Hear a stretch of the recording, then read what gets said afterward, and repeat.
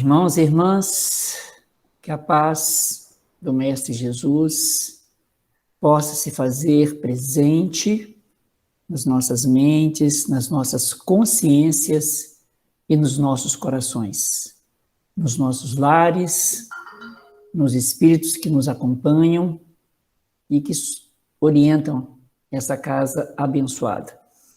Pedimos permissão aos benfeitores do Centro Espírita Bezerra de Menezes, aos mentores da casa, para que possamos aqui conversar sobre essa parábola esplêndida, formidável. Nós vamos ver as camadas psicológicas, transpessoais que essa parábola possui e vamos ficar realmente surpreendidos. As parábolas de Jesus encerram significados profundos e muito ricos, repletos de ensinamentos.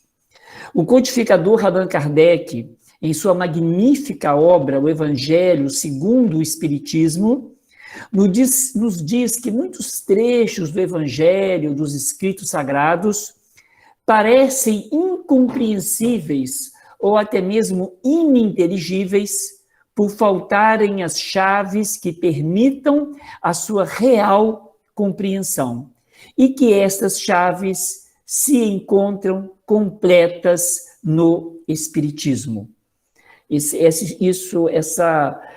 Essa introdução magnífica, né, no Evangelho segundo o Espiritismo nos faz lembrar que hoje, com a terceira revelação, com a doutrina espírita, nós temos segurança, condições de entrar no Novo Testamento, no Antigo Testamento, nos Escritos Sagrados, no Evangelho, e extrairmos a essência, as pérolas preciosas desses ensinamentos tão sublimes.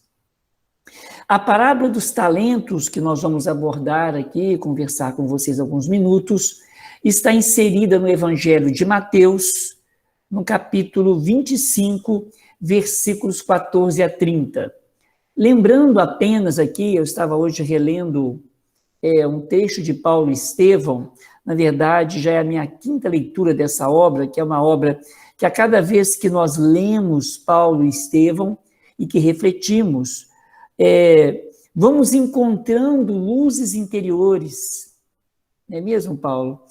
As sombras do nosso ego vão sendo clareadas, porque a jornada que Paulo faz é impressionante, dos abismos da vaidade e do egoísmo até se tornar um grande apóstolo.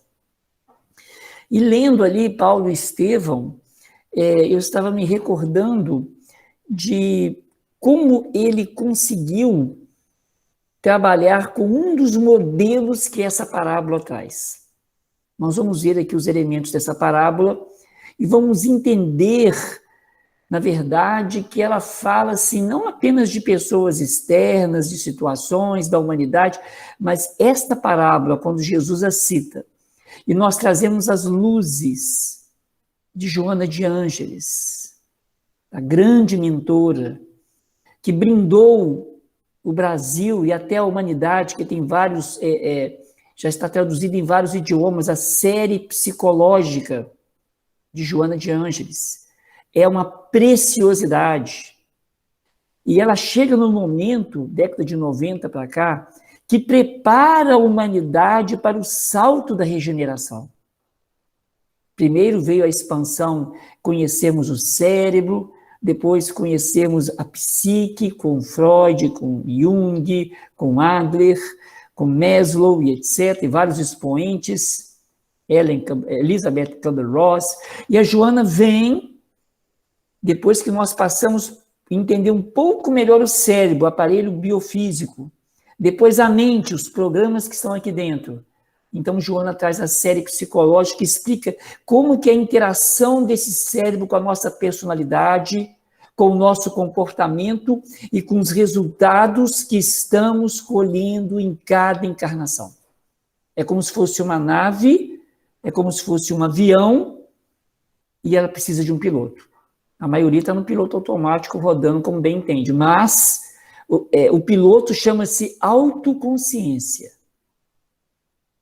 A mente ela se submete 7.000 pensamentos por dia. Nós vamos ver isso aqui, é pesquisa mais moderna. Antes achava que era 35, 5, não. São 7.000 habitantes todos os dias, na forma de emoções, na forma de sensações, na forma de memórias, na forma de expectativas do futuro.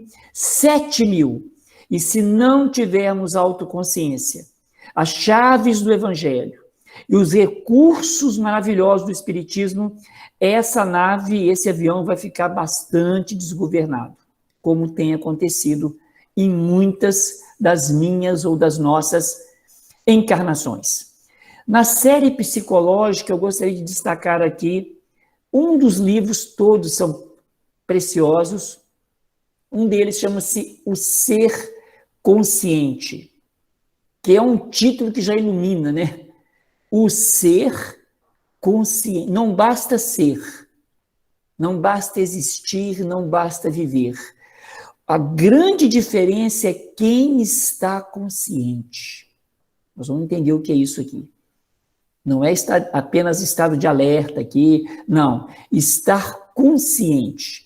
E Joana diz nessa obra fantástica que Jesus não foi apenas o filósofo, ou o psicólogo, ou o mestre que compreendeu os problemas humanos. Certamente Jesus foi filósofo, certamente um psicólogo por excelência, e certamente o mestre dos mestres. Mas ela diz, ele permanece. Joana de Ângeles, Jesus permanece como psicoterapeuta superior. Psicoterapeuta, aquele que estuda o comportamento da alma e rompe as barreiras da nossa personalidade, percorrendo os abismos da nossa alma e libertando as nossas consciências da culpa e da inferioridade. Vejam que missão grandiosa que conseguimos agora no século XX, no século do cérebro, no século da mente, em que as ciências do desenvolvimento humano começam a entender neurônios, neurotransmissores e etc., começa a investigar que nós usamos 5 a 8% apenas do nosso cérebro. Nesse momento, o modelo espiritual da humanidade, que é Jesus, segundo o Livro dos Espíritos, também se apresenta como psicoterapeuta superior. Vai nos ajudar a percorrer os abismos da nossa alma, os desfiladeiros das nossas encarnações, libertando as nossas consciências da culpa, do medo e da inferioridade. Isso é tão real, isso é tão verdadeiro, que a mentora Joana de Ângeles chega a chamar a Boa Nova de um verdadeiro e único tratado de psicoterapia, convidando a todos a bebermos da evangelioterapia da alma. Palavras da benfeitora. Não é apenas uma boa nova, é uma evangelioterapia. É grandioso, é um tratado. Nesta proposta singela, aqui, despretensiosa, que trazemos aqui para a nossa família do Centro Bezerra de Menezes, e tantos quantos estiverem futuramente ouvindo essa palestra pela internet, pelo meio que for, nós queremos deixar claro que vamos extrair um conteúdo moral, espiritual, com os recursos da psicologia transpessoal que são fornecidos pela mentora Joana de Ângeles. Então, nós vamos ter o conteúdo moral da parábola, o conteúdo espiritual e o conteúdo psicológico. Revelação completa. Porque, na verdade, agora eu gostaria de justificar o porquê de fazermos assim, nós todos, pelo menos eu ou a grande maioria, sabemos o que devemos fazer. Sabemos o que devemos fazer. E por que não fazemos? Sabemos que perdoar é melhor, mas muitos de nós temos dificuldade em perdoar. Sabemos que amar é melhor do que ser egoísta, mas encontramos atitudes egoístas no nosso dia a dia. Se nós sabemos o que fazer e ainda não fazemos, provavelmente não basta saber o que fazer. Não matar, não roubar, não adulterar, não mentir, e ainda assim fazemos. Além de saber o que fazer, precisamos aprender como fazer. Compreende? Desde a época de Moisés, desde a primeira revelação, segundo a obra magistral do Evangelho segundo o Espiritismo, né, que Moisés traz a primeira revelação, Jesus traz a segunda revelação, lá é a lei, Jesus é a boa nova, e a terceira, que é a doutrina espírita. Todas essas revelações nos falam o que fazer. Precisamos agora nos conscientizarmos das ferramentas, dos instrumentos, dos recursos que nos ajudarão a não apenas saber, mas aprender como fazer. Aqui entra a proposta da psicologia transpessoal. Ok? Se qualquer momento quiserem me interromper, estejam à vontade, estamos em família. Entre esse abismo do saber o que fazer e o como fazer, está a velocidade da nossa evolução espiritual. Se você perguntar a maioria das pessoas que cometeram algum delito, a maioria delas tem a consciência de que aquele delito não era correto. Adulterar, mentir, ficar com algo que não é seu, fraudar, etc, etc. Até mesmo marcar um compromisso no horário e não chegar a tempo. É melhor não marcar. Que todas as vezes que nós quebramos a nossa palavra, seja em que nível for, pode ser algo simples, como eu fiz um agendamento com alguém, ou algo sério, vou fazer uma cirurgia, vou pegar um avião.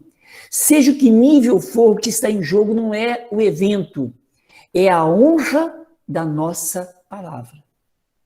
Porque se nós criarmos o nosso cérebro viciado em se acostumar que eu posso falar e quebrar o que eu falei, eu posso falar e de repente eu quebro o que eu falo, não levo a sério o que eu falo. Quando eu quiser realmente levar a sério, o meu cérebro vai me sabotar, vai dizer, não, está tudo certo se você não fizer. Eu vou dar um exemplo aqui. Tem um escritor, ele é um psiquiatra, médico, palestrante brasileiro, faz palestras em vários países, já tive a oportunidade de entrevistá-lo, alguns talvez o conheçam, chama-se Roberto Chiniacic, tem um nome um pouco diferente, muito conhecido na área motivacional, da autoajuda, etc. E foi um grande cirurgião, um grande médico. E ele escreveu, numa das suas obras, uma história que eu nunca mais esqueci, sobre integridade. Porque ele é psicoterapeuta, ele entende disso. O efeito que causa uma mentira. Vamos dar uma olhada, até a gente chegar na parábola. Ele disse que se lembra de um episódio que ele tinha por volta de... Ele ia fazer 12 anos. Naquela época, lá atrás, em que os pais, quando o filho fazia aniversário, talvez os mais jovens aqui não saibam disso, levavam o filho para o cinema, eu me lembro disso, né?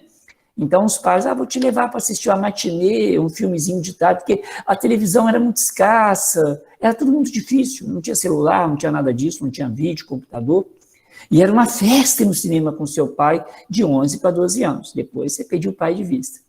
E o pai dele leva Roberto Chiniacic, leva o filhinho de 11 para 12 anos no cinema. Quando chega na bilheteria, o bilheteiro pergunta assim, quantos anos tem o seu filho? Ele fala, tem 11. Vai fazer 12 semana que vem. Aí o bilheteiro diz assim, que pena, porque se o senhor me disser que ele tem 12, ele vai assistir o filme. É o aniversário dele, que bacana. Mas se eu disser que ele tem 11 e vai fazer 12 na próxima semana, eu não vou poder deixar ele entrar. E o filme sai de cartaz depois de amanhã.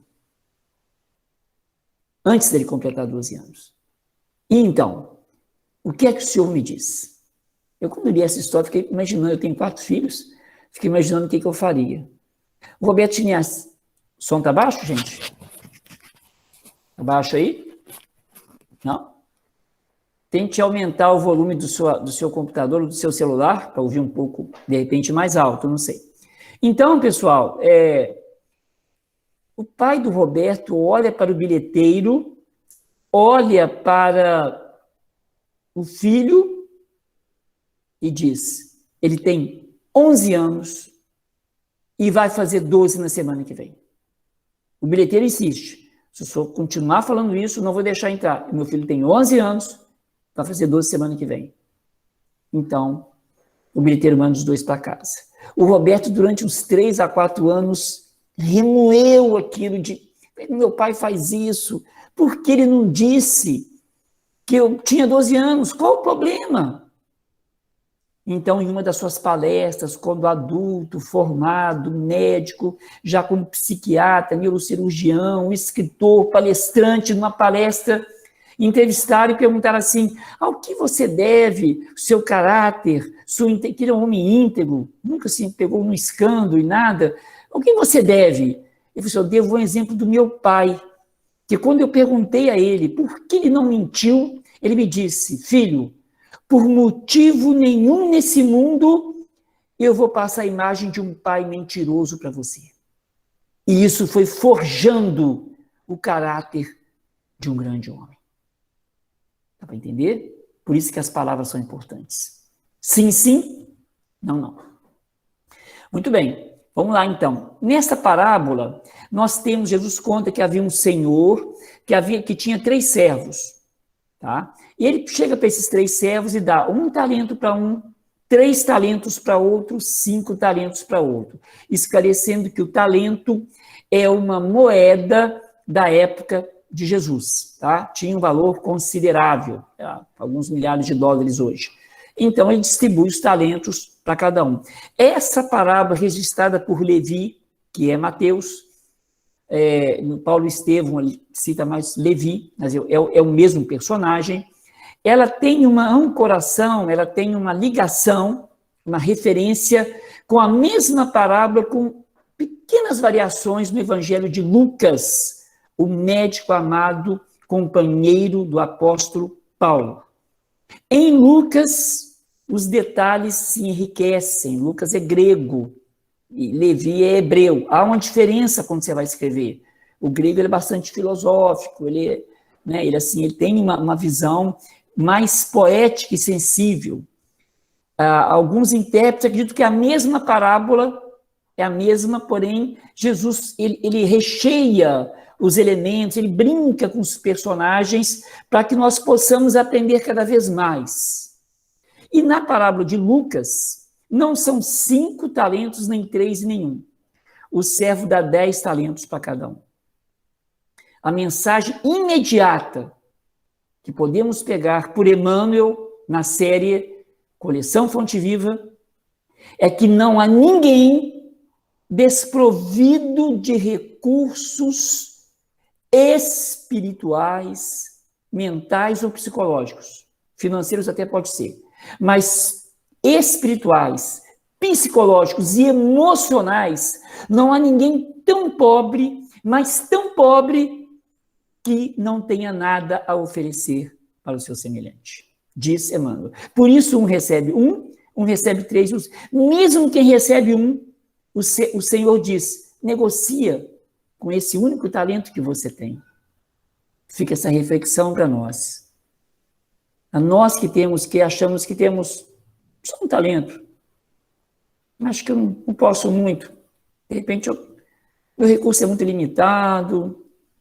Mesmo assim, a orientação espiritual é negociai com o seu talento e multiplique-o para o Senhor da Seara.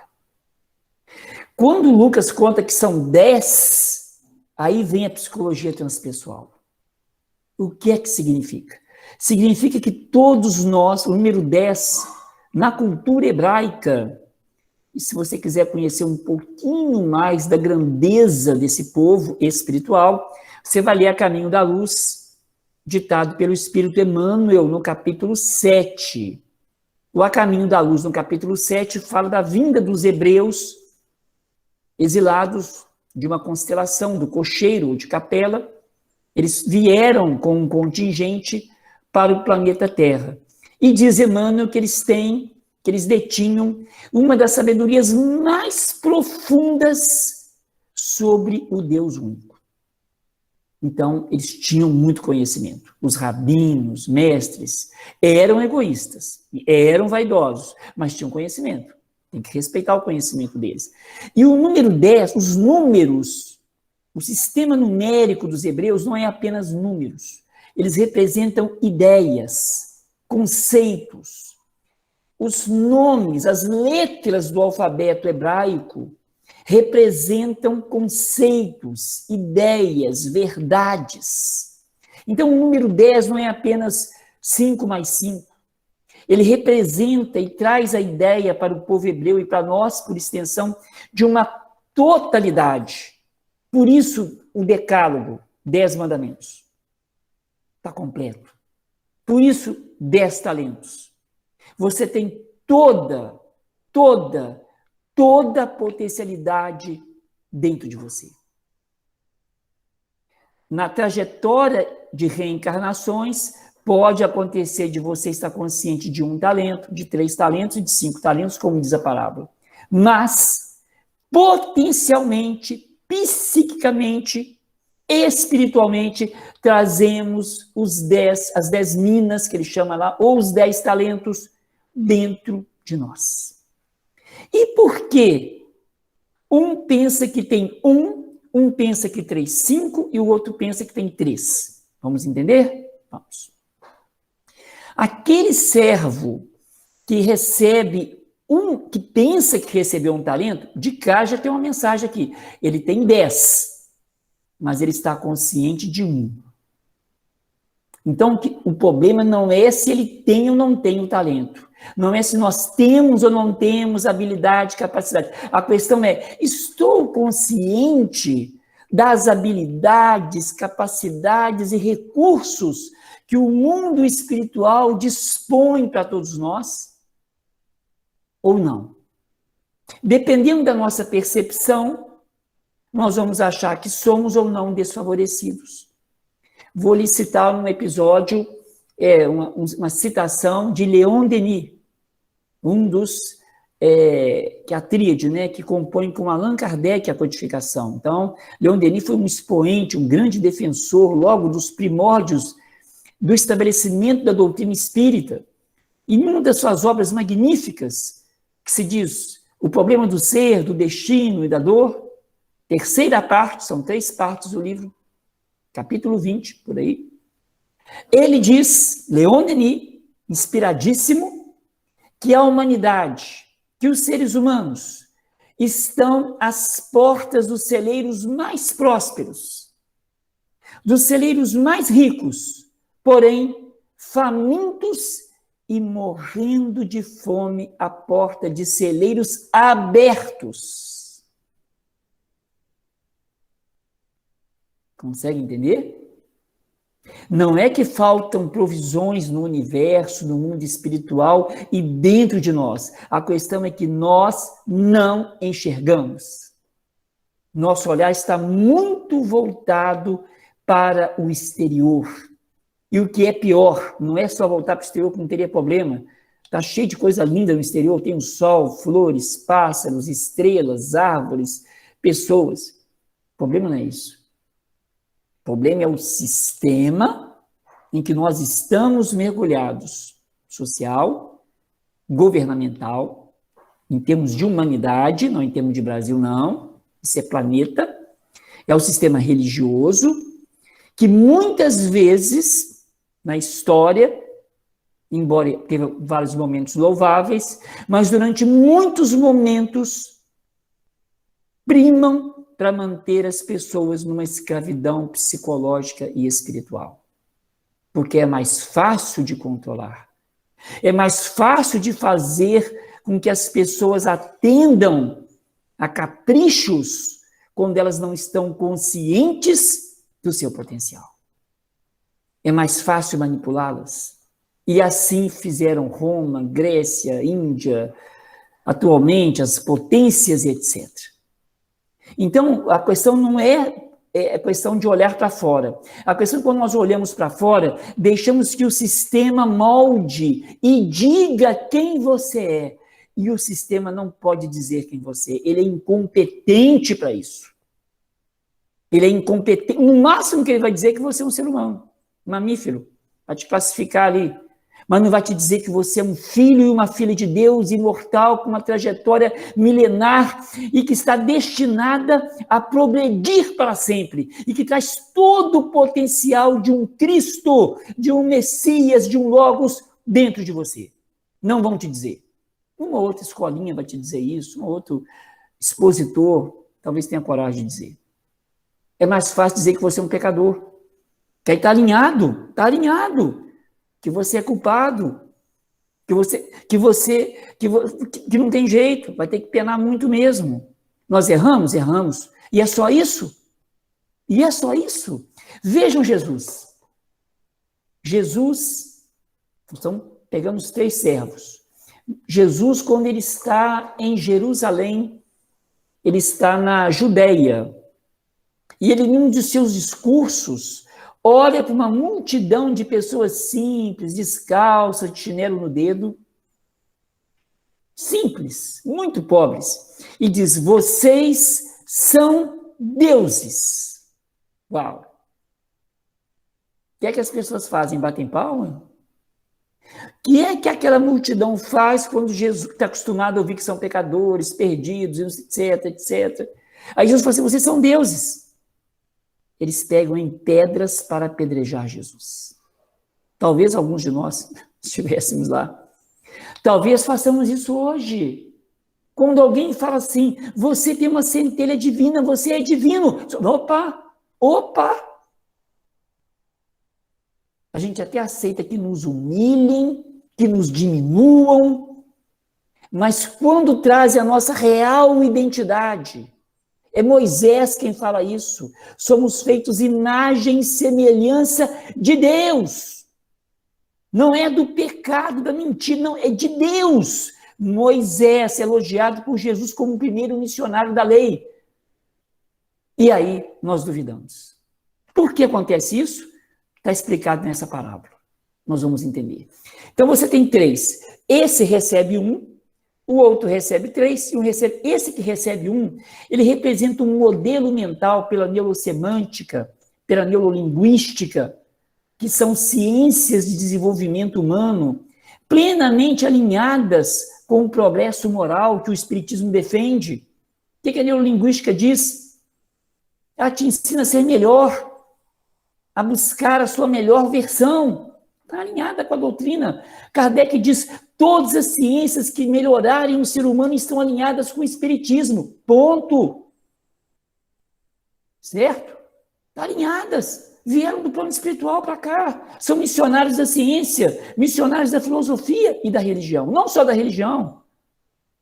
E pela neurociência, pela neurosemântica, esse servo que tem um talento em terra representa um modelo que se chama 1 por 0. Você tem, mas não está consciente do que você tem.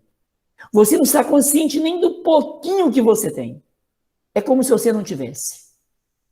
É como se você não tivesse. Imagina passar uma encarnação inteira sem você ter consciência dos dons, do talento, capacidade, herança, promessas divinas que recaem sobre a pátria do Evangelho e sobre a sua vida. E você não sabe. Não é para você, você não merece. Complicado. Tudo que as forças contrárias ao progresso querem, que você não acredite em você. Então esse é o modelo 1 por 0. O Senhor chama esse servo que enterra o seu talento no terreno da ignorância da mente dele. É dentro aqui que está acontecendo isso. É um modelo, é um programa. E ele sepulta o talento dele, e o Senhor fala assim: servo mau, Por que não trabalhaste com o talento que eu te dei? Terreno do egoísmo, terreno do primitivismo, pessoas que vivem como se fossem animais, é uma pena, né? Só pelos instintos de reprodução, de comer, só pela sensação. É como se o espiritual não existisse. E as virtudes é como se fossem inalcançáveis. Outro grande holograma, uma mentira. As virtudes não existem. É só para a alma muito pura. Que isso? Como que nós vamos chegar numa meta que a gente não acredita nela? Hoje melhor do que ontem, amanhã melhor do que hoje e ponto. Estou muito melhor hoje do que ontem. Quem diz isso? A doutrina espírita. Servo 1/0 não dá. Nós vamos fazer uma análise. Qual área da minha vida afetiva, financeira, emocional, em que eu estou 1/0, em que eu posso dar a volta por cima e eu agarrei. Vamos ficar conscientes. Pode ser que tenha alguma área, espero que não, da nossa vida que esteja com 1/0. Nós vamos desenterrar isso. Segundo modelo, o servo 3/3. Ele recebeu 3 talentos e trabalhou em mais 3. Né? Parece que ele fez uma boa coisa. Se você pegar o 5, que é o máximo, né? Lá, e fizer uma média, 3 vai dar mais ou menos na média. Um pouquinho a mais da média, é uma média. Tá mediano. Na linguagem da alta performance, para quem trabalha aí com área executiva e tal, se você faz um concurso, por exemplo, um vestibular, e você fala assim, meu foco vai ser a média. Sabe o que vai acontecer? Você não vai conseguir. Se você pensar assim, tem um concurso do ITA, Engenharia Aeronáutica, eu vou estudar para fazer a metade e vou passar. Não vai conseguir. Se você falar assim, vamos pegar a palavra psicológica, eu vou me casar. Marido maravilhoso, uma esposa maravilhosa. E eu vou dar metade do que eu posso. A outra metade eu vou deixar no lado obscuro da vida. Mas metade, eu vou ser assim, meio a meio. Metade estou com o marido, com a esposa, metade não. Metade estou no emprego, dando o melhor que eu tenho, metade não. Metade estou no centro espírita, metade não. Quando estou lá, eu estou. Mas quando eu saio. Quem é Missionários da Luz vê o que acontece quando a pessoa sai do centro espírita e deixa a mensagem lá dentro. Logo nos primeiros capítulos, vê lá. A pessoa foi lá, assistiu, né? Depois ele sai, fica tudo lá dentro. A média não serve. É pouco. Jesus elogia esse servo por pura compaixão. Mas não é o certo. Não é o que ele quer. Vamos lembrar de Chico Xavier. Chico tem um texto, eu acho que até, para mim, ele é até poético, que ele fala assim, vê o que você acha sobre o servo medíocre, mediano. Olha só, você pode morar numa casa mais ou menos. Você pode ter um carro mais ou menos. Você pode até ter uma roupa mais ou menos. Tá? Você pode morar num bairro mais ou menos.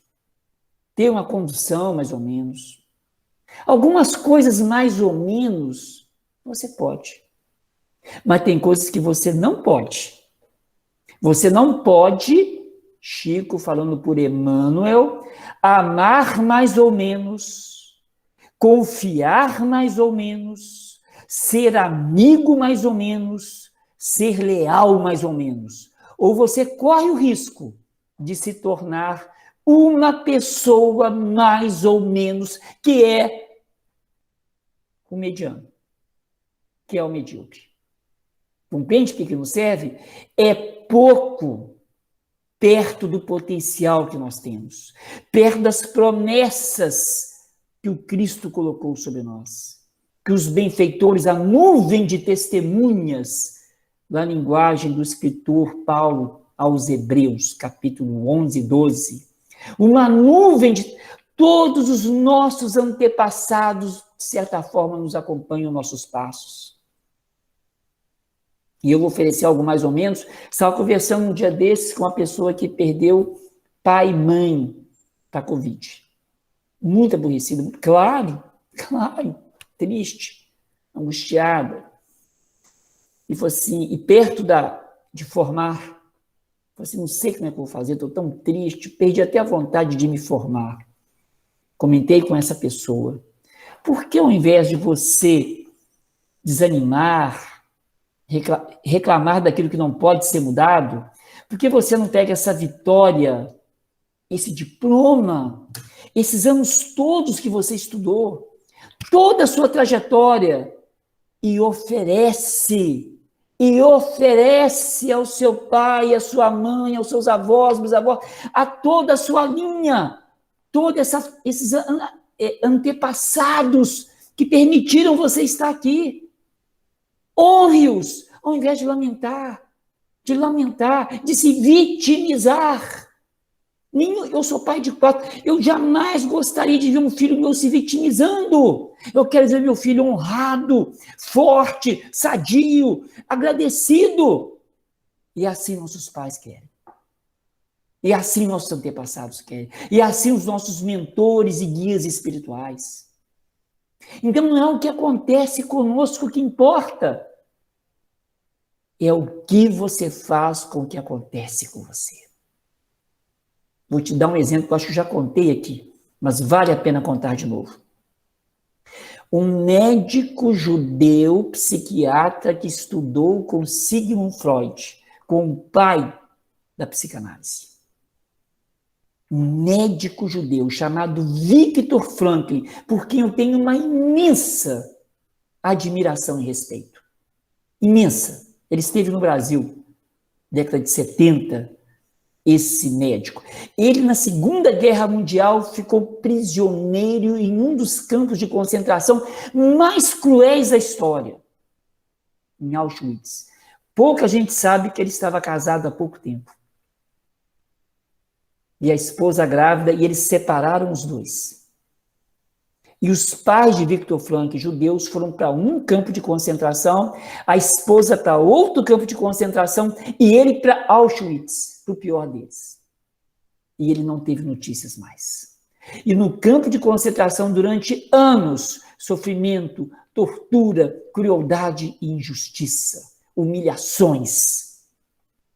Ele não tinha ideia, ele pensou assim, eu tenho duas saídas, não sei se já aconteceu isso com você, diante de um sofrimento extremo. Eu tenho duas alternativas. Ou eu me desespero, como muitos judeus se desesperaram, com toda razão, ou eu me desespero, ou eu me deprimo, ou eu me revolto contra Deus, ou eu vou ressignificar o que está acontecendo. Traduz para mim. O que significa ressignificar? Não vou deixar que o acontecimento por si se interprete, mas eu, com o meu coração, com a minha fé, com a minha capacidade, eu vou direcionar esse acontecimento e me posicionar. Perguntar como isso pode me tornar melhor. Agora que no campo de concentração é difícil encontrar essa resposta. Sendo torturado pelos alemães, pelos nazistas. E quando ele é liberto do campo de concentração, ele pega as anotações, esse médico, psiquiatra, que ele fez naquele campo, e ele cria uma linha psicoterapêutica que ajuda milhares, hoje milhões de pessoas ao redor do mundo. Ele deu um significado ao seu sofrimento. Como a Jane aqui pertinho da Fundação Ricardo Moisés fez, quando perdeu o filho para o câncer. Podia ter ficado triste, deprimida, mas ela falou, vou criar uma fundação que vai ajudar aquelas crianças que, se chegarem aqui, pode ser que tenham uma chance. Ressignificado. Não é o que acontece. Não há lugar para a vítima. Mas esse servo 3x3 não sabia disso. O servo 1x0, menos ainda. Servo 1x0, enterrou talento. Cheio de desculpas. Se pudesse, vem cá, servo 1x0. Ele chegou aqui. Oi, pessoal. Aqui, você ganhou um talento e enterrou, né? Por quê? Sabe o que você ia ouvir? 1000 desculpas. Ah, mas é tudo muito difícil. Ah, mas eu não tive a chance devida. Ah, mas meus pais... Ah, mas o Brasil... 1000 desculpas. para enterrar talento. Aí você traz o 3x3, o mediano, também vai ter desculpa. A energia dele, em vez de produzir, de construir um castelo, está em olhar o tamanho do obstáculo. Ele não tem aquela pedra que transforma num castelo, não. Ele olha o tamanho, nossa, que dificuldade. Olha com o escândalo. Olha, não dá para confiar no ser humano mais. Olha como é que a pandemia está voltando e espalhando. Dá para entender, pessoal? Tudo bem aí? Subiu a telatura. Tudo bem? E aí chega o servo 5x5. Esse é o nosso modelo. Tomara que nós, trabalhadores da última hora, estejamos conscientes disso. Algumas empresas acordaram, veja, visando lucro, que não tem nada errado, mas é um ideal pequeno, só dura, sei lá, quanto tempo tem empresa mais antiga? 150 anos? 300 anos? Tem alguma empresa com 500 anos? Não. Alguma empresa com 1000 anos? Não. Fosse, nem existia. O modelo era outro, econômico. Então, e mesmo assim, eu trabalhei numa empresa sueca que tinha modelo de excelência, 5x5. Você vai dar o seu melhor o tempo todo. E quem está ganhando com isso não é só a empresa, não, é você. É você que está se tornando um marido melhor, uma esposa melhor, um filho melhor, um espírito melhor, um ser humano melhor. A excelência não é tanto para os outros, é para a gente. O trabalhador da última hora, que é esses 5, essas palavras são interligadas, tá, pessoal? Embora estejam espalhadas pelo Novo Testamento, fazem parte de um enredo, um cenário único.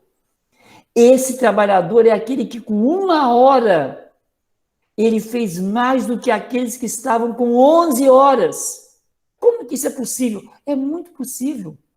É muito. Eu me lembro de um lugar que eu trabalhei, e quando eu cheguei ali para trabalhar, eu era recém-formado e tal, e eles tinham uma linha de produção, já estava tudo formatadinho. Ou aqui a gente produz, vou dar um exemplo aqui, 200. Eu falei, por que pode fazer 400? Pô, vocês estão com tempo ocioso aqui, não tinha muita qualidade total, essas ferramentas não.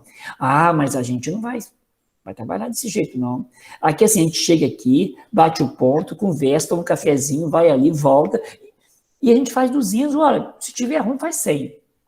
Eu engatei, fiz 500, não quis nem saber. Eu não vou trair a mim mesmo por ninguém. Eu falei, olha, você desculpa, eu não posso ter esse modelo medíocre. Eu não vou enterrar a minha capacidade. Criei problema. Teve uma greve nessa fábrica, né, que eu já li, existe mais, era de uma sueca. Quando teve a greve, eu entrei debaixo de...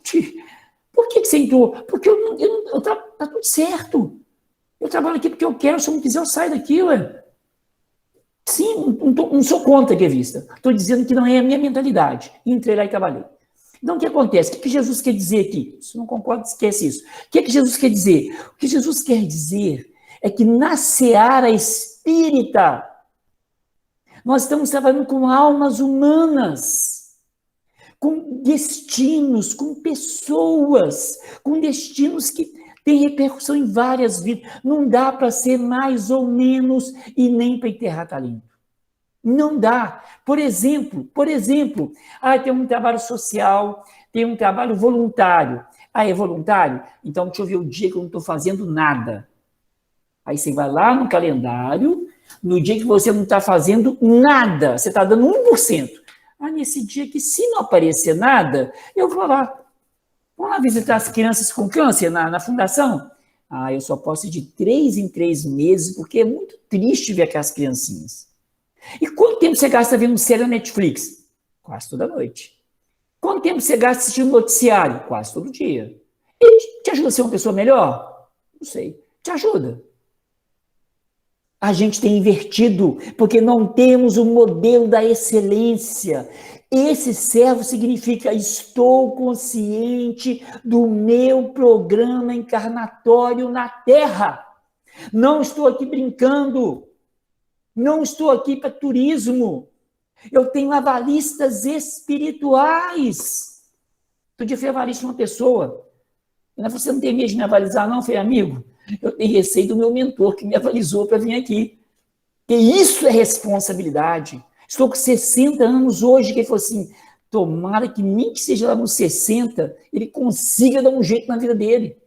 Quem sabe o Paulo chama ele lá para fazer uma palestra lá no Centro Bisa de Menezes e cai uma ficha na cabeça desse camarada, do Rafael.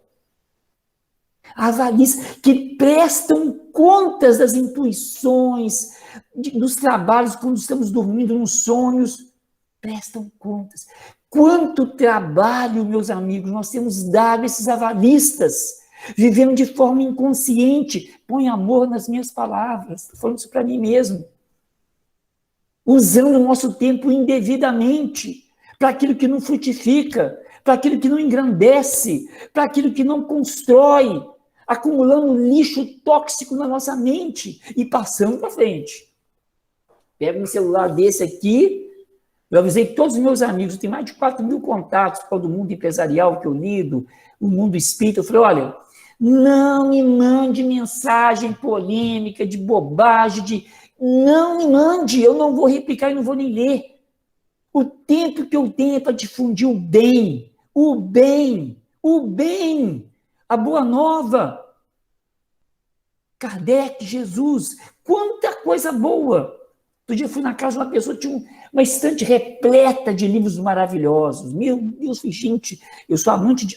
Falei com a minha esposa, não tenha ciúme de mim, não. Eu sou apaixonado por livros.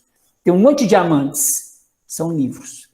Você em primeiro lugar, minha esposa, 40 anos. Mas eu tenho amantes, são livros. Eu sou apaixonado pelo conhecimento. O que é que Jesus diz? Conhecereis a verdade e ela vos libertará.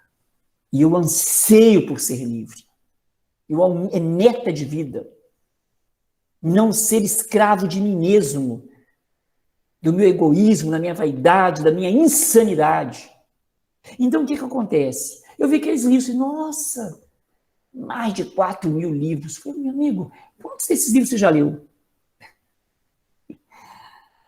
Nem 10%. O que vocês estão fazendo aí? Porque quando eu olho para eles, eu penso assim, olha só a minha biblioteca. Amigo, não basta ter uma biblioteca. É isso que eu acho complicado isso aqui. Eu tenho 1.000 palestras aqui no celular. Quantas você assistiu? Quantas está colocando em prática? Assiste só o que você puder colocar em prática. Não acumula conhecimento. Porque seu cérebro pode te enganar. Acumula, assiste essa, assiste aquela, e você não tem tempo nem de ficar consciente do conteúdo. Tomara que essa palestra de hoje aqui deixe uma semente assim para pensar, peraí, eu estou consciente? Onde que eu estou? Eu sou o modelo 1/0? Onde que eu estou enterrando talento? Sou um marido difícil? Sou uma esposa difícil? Sou um filho difícil? Sou um funcionário difícil? Sou um líder difícil? Desenterra. Desenterra amor, desenterra compaixão, desenterra sabedoria, desenterra autoridade. Eu estou 3x3? Não, eu estou 3x3, olha. Eu estou mediano, estou na média. Cuidado com a média, hein? A regeneração está chegando. É um vestibular e tanto para a humanidade. É 5x5 que é a totalidade. Temos que fazer valer a pena. É a sua melhor versão que tem que vir à tona. Não a pior, a sua melhor. E Jesus, o servo lá, o Senhor elogia o servo 5x5. Tá bom, pessoal? Você que está na hora aqui, né?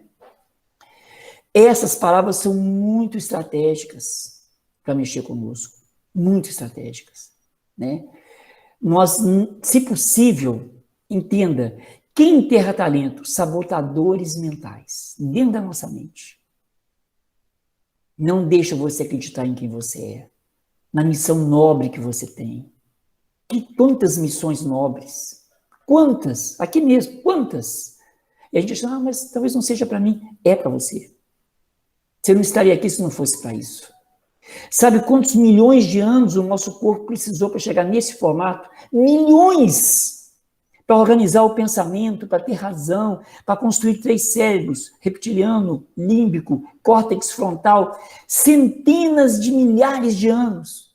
Aí a gente chega aqui na 1000ª encarnação e fala assim, talvez eu não tenha uma missão aqui. O que é isso? É claro que você tem, você está no lugar certo para encerrar. no país certo, na casa espírita certa, na família certa, com as pessoas certas. Não é o mundo que tem que mudar, somos nós. E se nós mudarmos, o mundo, e quem quiser, mudará conosco. Bom, são 9 horas, respeitando o tempo. Passo a palavra para o nosso irmão Paulo. Deixo aqui essa reflexão. Multiplicar os talentos é possível, é para você e é para hoje. Muita paz.